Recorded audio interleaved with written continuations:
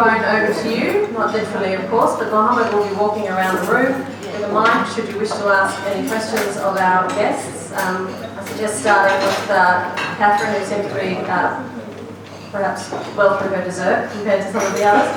But first of all, just to get the ball rolling, I'd like to ask a really a quick question. If we could just sit down the table, I'd like to know, perhaps in one sentence or two, if you can answer a very general question, which is what would you say are the main impediments to transparency and accountability in the ag sector?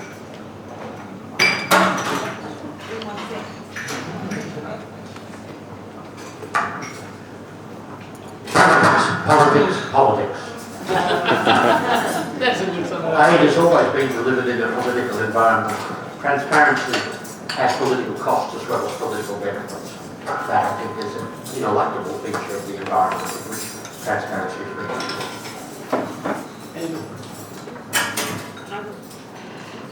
I was going to say something, but sorry. I would have said something very similar. My first thought was just the complexities in the environment that we're working in. So many things just being out of control, out of our direct control, that we never have within our control. I think part of the challenge as well is that there's a lot of information available, but just not the time to actually synthesise the lessons and share them and move away from information sharing to knowledge management.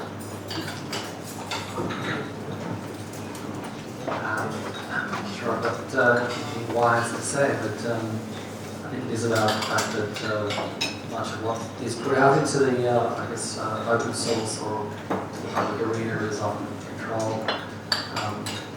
And as I say, those areas of complexity are often too difficult to try and explain, so one's a rather down type of accountability statement. And that's not my question.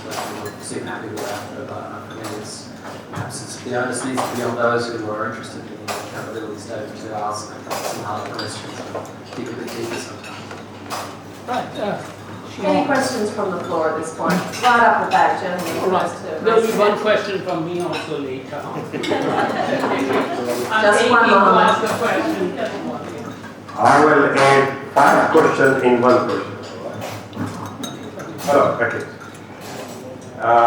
My name is Mansoor and I'm part of the Forum Australia. And let me give you the actual topic, what we decided earlier on. And then it was watered down to this level. The actual topic was corruption in international aid. Because it is that element of the international aid which is causing concern among the electorates, among the general peoples, and also the recipients as well. Cutting it short, I'd like to ask first question from Kathleen. You talk about value for money. Somewhere in your speech you talk about value for money. What are the political considerations in deciding the value for money of an aid, especially the development aid? Thank you. Yes.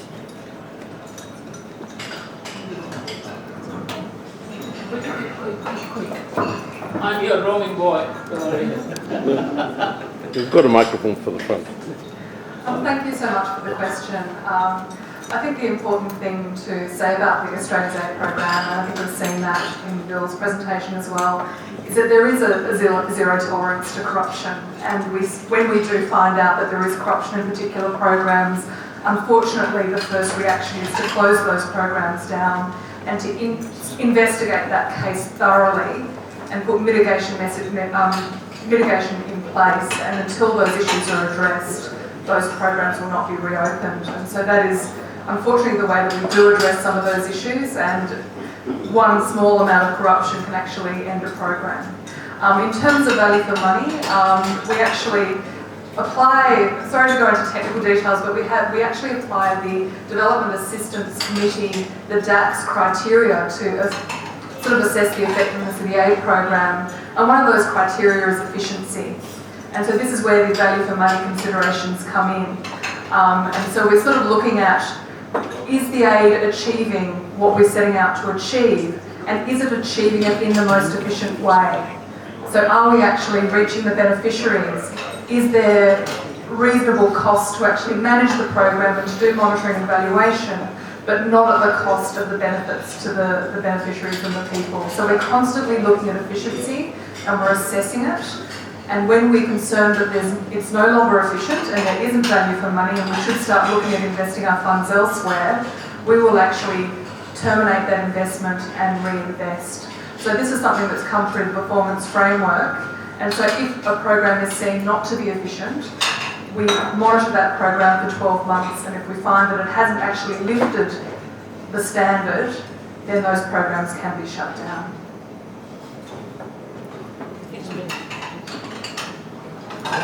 And just in response to Mansour's question, I think there's one other interesting element here, which is that corruption can be in the eye of the beholder. And let me give you an example. In 2001, at the time of the Tampa affair, after Captain Rinnan entered Christmas Island, Australian territory, with refugees on a ship, and they were transported to the Manura, it became desperately urgent for the Australian government to find a country somewhere that would accept those people on its territory. And this led to the negotiations with Nauru. Nauru had an interesting history up to that point because it had been sanctioned by the OECD Financial Actions Sanctions Committee because it had more than $70 billion for the Russian mafia not all that long before they threw flat tax. So it wasn't exactly a pristine operating environment. Now we didn't get to that level, but the first administrative arrangement that was signed by Peter Reith, who was the Defence Minister at the time, on behalf of the Australian government, provided that what ultimately became a sum of $1.2 million would be spent to pay the unpaid hospital bills in Australian hospitals of Nauruan citizens. Now, if you say, in the future, we will pay for hospital treatment in Australia for your citizens, that can be seen as an aid program because the exact identity of the beneficiary is open and it will be determined by their health. But if people have unpaid private debts to an Australian hospital and then you relieve them of the burden of that private debt, you might just as well be giving them a brown paper bag full of cash under the table. And that was how it was seen in large parts of the Pacific. The impact being that when Australian politicians were desperate enough, they would bribe people with the best of them, as it were. And I remember talking to a delightful friend of mine in a senior position in Aussie who was concerned with the Pacific, and I said, where does our good governance policy stand in the light of this? And the poor dear rolled her eyes and said, don't even talk about that, please. But it's politics. That's what it is. Sam, you would like to? Not much more other than in the eye of the beholder is that in some countries facilitation payments is just the way it is. But in the eyes of a donor like Australia, that's viewed as corruption. So sometimes it's just different standards. I know you're getting at the big question of, does large amounts of money, of Australian taxpayers' money, gets diverted to, under the table type deals. Well, there are studies, or at least there are official records of what amount of money has been diverted, if you like, or at least found. And it's very, very small indeed. So I guess it's really sometimes corruption, what we see as corruption, but actually in countries where sometimes facilitation payments is just the standard because public servants are often so poorly paid, they have to prioritise what things they'll do, and sometimes it just means that they'll take a little facilitation payment, but in our eyes that's fraud and corruption. So I guess it's really getting quite correct what we mean by that. But if you're meaning large scale corruption and diversion of Australian taxpayers' funds, there's no I know of no case, unless you know of one. But as I say, the records that at least the Australian government puts out, very small amounts get, and I know for those cases where I was having to investigate, it's a zero tolerance policy, and the Australian government expects police to investigate all cases. money to be returned, and it's not just lose your job, you need to be reported to the police. So there's some very, very punitive actions that follow, and that's part of the zero tolerance policy. But sometimes you have to also be mindful that you could do some harm as well, so those actions need to be tempered to the circumstances. Next question from the front of the room. At the back. Person at the back, there is a question from here. Introduce yourself. Thanks, Mohammed. My name's Andrew Holt. I've got a two-part question. The first one's to do with the perception of foreign aid, and I suppose Away from you. compared with, say, aid organisations overseas and local organisations here, which there's a perception that a small percentage of money's donated actually ends up to the end user. So, and I know locally here, charity groups are sort of around this 86% or so of what monies are donated end up going to where it's supposed to go. 86% goes into administration, and there's a small remainder that ends up to the end user. Yes. So, given that this foreign aid comes from, I guess, taxpayers, and the perception of that, and politicians are driven by the perception that is out there, how do you overcome that thinking? So, where the money ending up being spent. And the other part of the question leads to the corruption side of it. So you go to a country where maybe there's a warlord that controls an area that you're in, and you need some assistance locally, and there's some graft and corruption there that sort of may help, get your people into the area or assistance from the local community. There's an ethical and moral aspect of that. How do you deal with that? Thank you. Thank you. Yes, please, go.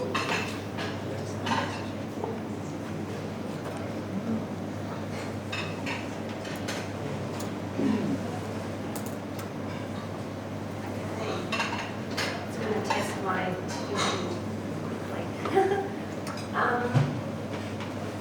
So just looking at your question, the perceptions or the idea of perceptions, I'll try and get to it indirectly. I guess there's recent research that has been done through our news, being published, and it's just about public perceptions of aid. And I guess generally the key messages that we're getting from that is that the public doesn't really have a strong opinion about, in terms of supporting aid. So from that perspective, sort of agreeing with what you're saying, it's really difficult. And I think that's broadly. So my sense is, and from the panel, if you've got more details of the survey, it's not. I'm not sure if it's just because of corruption. It's just generally there's public. There's a lot of public sort of, I don't know if apathy's too strong, but there's just not a lot of support for aid. When the budget was cut, there wasn't huge uproar from the public. So I think it's broader in terms of engaging the public around the issues and for supporting international aid. In terms of corruption, I think I've sort of lost track of what the question was. So you've got this area where you've gone into, and there may be some monies that need to be spent outside of the direct aid to facilitate your involvement in that area. So does that play into what you do? And I suppose it might be a question for Claire or somebody, but and classic, even though it's not directly related to aid, but the wheat board fiasco where Australian government was found to have been paying bribes in the background, but it facilitated something which was considered the greater good. There's that moral dilemma there. Where do you cross the line, and where do you stand in relation to that question? Yeah, I can give you a in-principle response, I guess, and maybe people with sort of the in-country practical. My sense is it depends on what level you're working at. So from a Red Cross perspective, and how you get involved in the politics and the prioritisation around that. As I mentioned, the Red Cross has to be very fiercely protective of those 7 fundamental principles, because that's what gives us, especially in times of conflict, and in Syria you see that, the only organisation that has access to those situations. So we can't really be seen to compromise on any, and we can't on any of those principles, because then we'll lose the one thing that we do have, which is access, and then being able to support people that have no one else there who are able to support them. So I think from that perspective, and again it's more of an indirect response, is that we can't afford to compromise on those principles, but then some, I think, issues lend themselves to be more involved in the politics than others. So we're not involved in huge economic development programming either, so I guess it depends what you're involved in. I'll just pass to someone else. Just a couple of quick thoughts on this particular question. In my view, the greatest asset that any agency has in this particular area is its reputation. And protecting one's reputation for probity and effectiveness is really central to being able to function on a long-term basis in this particular space. A good test is whether you would like some action in which you've engaged to be on the front page of the Daily Telegraph or the Herald Sun. If you think it would look bad once it turns out there, don't do it.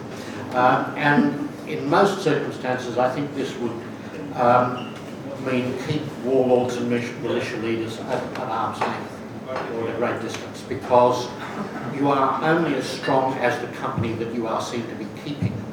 And it's also not a good foundation for sustainable delivery of services to get in bed with these kind of acts. I'll give you a classic example. The Australian Defence Force, as I mentioned obliquely, became rather close to a commander in Uruzgan in Afghanistan called Matiullah Khan. Now, he was a member of the Popalzai tribe of Durrani Pashtuns. The intimate relationship which he developed with the Australian military upset a lot of Durrani who were not Popalzai, upset a lot of Pashtuns who were not Durrani, and upset a lot of Afghans who were not Pashtuns. Now, they didn't say much at the time that the Australian forces were still in the province, because Matiullah was seen as having a substantial patron. But I said to the Australian military, what are you going to do when this person is bumped off? And that was what happened. He was assassinated the year before last. I've been saying I told you so since then to people in the ADF. And when you base your framework of policy on a relationship with someone like that and they go down, they take your policy down with them. So if you're actually looking for aid projects that are going to be sustainable and of long-term benefit for a community, you shouldn't be thinking about finding some individual strongman to protect them. You should be thinking about how you can get ordinary people at the grassroots of the community to run the project well in the long run. And if you can't come up with a model of that, work somewhere else. So perhaps just a couple of things. In greasing the wheels, particularly where there are significant players, as you said, it's not something that any respectable agency will get into. So, and again, it's not a practice certainly of an NGO like CARE, and you say reputation is really paramount. And really not a good practice. They're not particularly good guys or good people to work with. They just get found out.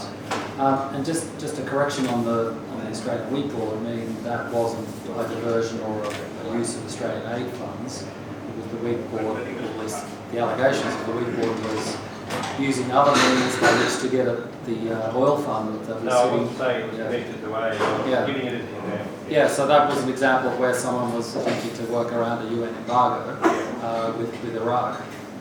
And they kind of got found out, and there was a big investigation. And the question was, did the Australian government know about it? But then again, that was never proven. And again, there was no aid money involved. But just on the question of perception of foreign aid, I think you suggested earlier that there was some difference in the ratio of what goes out the door and what doesn't. And as I said, in the case of CARE, these are audited books. Around 87%, I think I said, goes out the door, and 89, I think I said, and 11% gets held back for either marketing costs or for the administration. So, and most NGOs are around that kind of 10, sort of 12%. So I think that idea that suggests that 80% gets withheld, that's not correct. And no Australian NGO would survive if that was the kind of ratio that was being suggested. And for those who work with the Australian government, that's a question that gets asked all the time, is to go, prove it. You tell us how much goes out the door, because if we're giving you money to respond to emergencies, we want to see most of that go on the ground. We don't want to get sloped up by other costs. So it's always there. Okay, next question is coming from